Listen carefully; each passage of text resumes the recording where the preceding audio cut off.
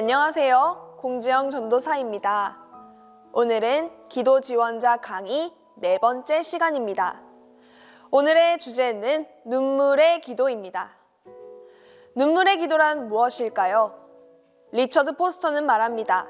그것은 하나님의 선하심을 거역하고 거기서 멀리 떠나 있었던 죄로 인해 마음을 찢는 것을 말합니다. 그것은 우리의 죄와 세상의 죄에 대해서 슬퍼하는 것입니다. 또 그것은 죄에서 자유케 하는 회개의 경험을 갖는 것입니다. 또한 그것은 죄가 우리를 하나님의 충만한 임재로부터 단절시켜 버린다는 것을 분명하고도 절실하게 깨닫는 것을 말합니다. 여러분은 눈물의 기도에 대해서 어떻게 생각하십니까? 오늘 이 강의를 들으시고 눈물의 기도에 대한 풍성한 지식과 또 깨달음을 얻게 되는 귀한 시간이 되시길 바랍니다. 그럼 시작하겠습니다.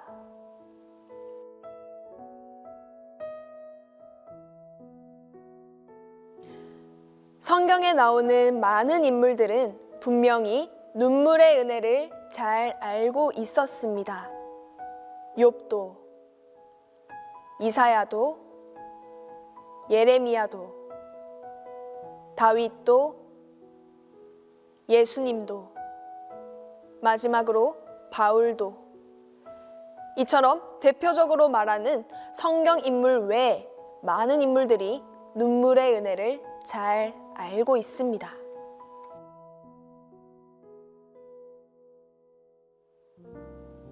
이 모든 슬픔과 눈물과 애통의 의미는 무엇일까요?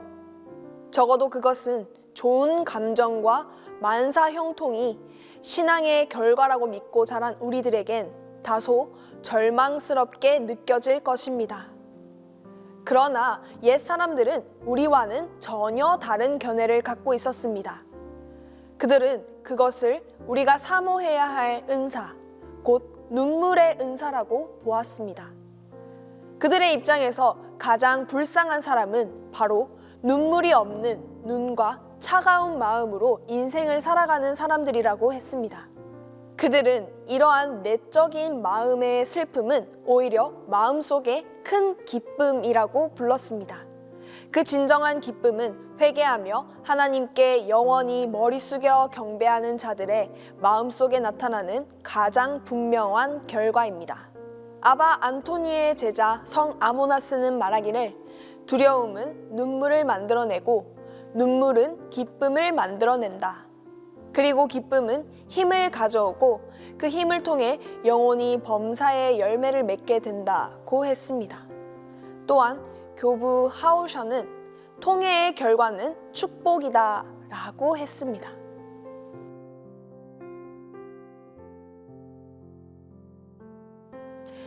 눈물은 하나의 표시라고 할 수 있습니다.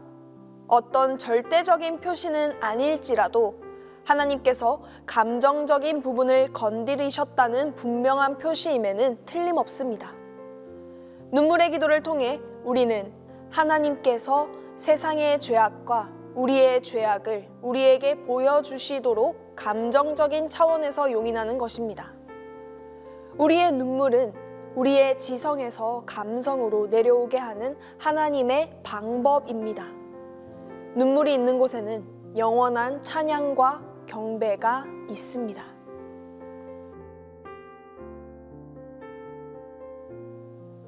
눈물의 기도 저편에 깔려 있는 실제는 우리가 죄인이라는 사실입니다. 우리가 죄를 짓는 것은 분명하지만 우리가 죄인이라는 말이 우리가 죄를 짓는다는 것을 의미하는 것은 아닙니다. 우리의 행동에 대한 도덕적인 판단이 아니라 하나님과 우리가 분리되어 있다는 신학적인 판단입니다. 우리가 죄악된 행위를 저지르기 때문에 죄인인 것이 아니라 죄인이기 때문에 죄를 짓는 것입니다. 모든 죄의 중심이 되는 그 죄 때문에 믿기를 거부하며 이는 곧 믿음의 결핍을 의미합니다. 이 근본적인 결핍과 하나님으로부터의 이탈에서 우리가 죄라고 부르는 모든 뒤틀리고 왜곡된 행동들이 나옵니다. 중요한 것은 즉 회개에 대한 우리의 반응인데 한 번만 회개하는 것이 아니라 몇 번이고 되풀이해야 한다는 것입니다. 마틴 루터는 선언하기를 그리스도인의 삶은 매일매일이 회개하는 삶이어야 한다고 했습니다. 날마다 자백하고 날마다 회개하고 올바르게 변할 때까지 날마다 돌이켜야 합니다. 눈물의 기도는 우리가 돌이키는데 가장 먼저 도움을 줍니다.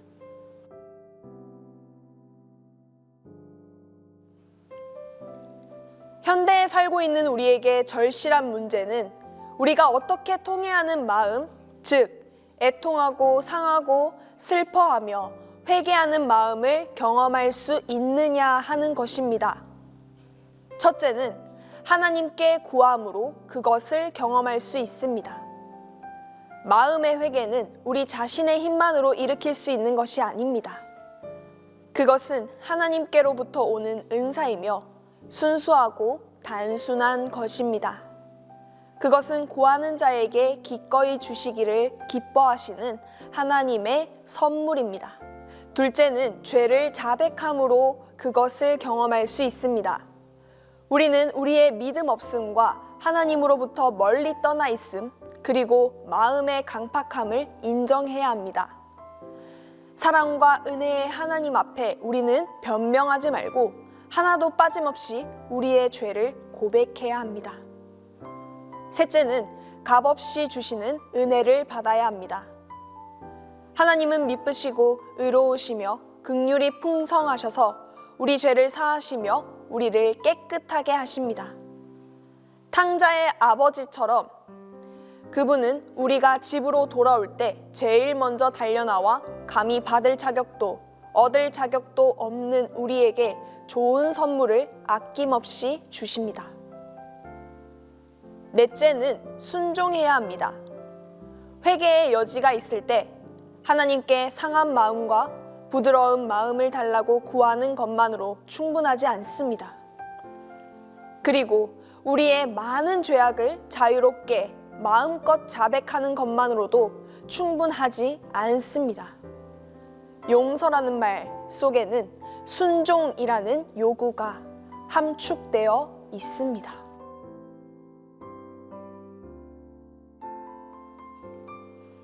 눈물이 나지 않을 때는 먼저 여러분 자신에 대해서 자신감을 갖고 사랑하십시오.